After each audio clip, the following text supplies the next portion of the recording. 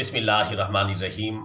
برادران اسلام، کوئی بھی نیکی کا کام کریں یا صدقہ و خیرات کریں تو اس میں جائز اور حلال مال کا استعمال کریں، کیونکہ حرام اور ناجائز مال سے نیکی کرنا یا صدقہ و خیرات کرنا یا حج و عمرہ کرنا اس کا کوئی فائدہ نہیں ہے، بلکہ یہ بالکل بیکار بات ہے اور گناہ کا سبب ہے۔ اس سلسلے میں پیارے رسول اللہ صلی اللہ علیہ وسلم کا ایک فرمان عالی شان سماعت فرمائیں۔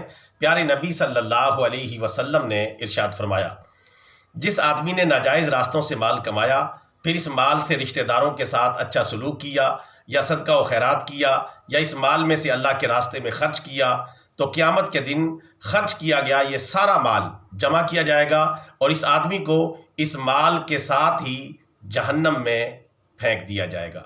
استغفر اللہ العظیم۔ بحوالہ الترغیب والترہیب، حدیث شریف نمبر 1721۔ اللہ تعالیٰ سے دعا ہے اللہ تعالیٰ ہمیں رزق حلال کھانے اور کمانے کی توفیق عطا فرمائے اور رزق حرام سے بچنے کی توفیق عطا فرمائے، آمین۔ ہمارا یہ ویڈیو پیغام اچھا لگا ہے تو عمل کریں، آگے پھیلائیں۔ بطور صدقہ جاریہ channel subscribe, video like and share. جزاک اللہ خیرہ۔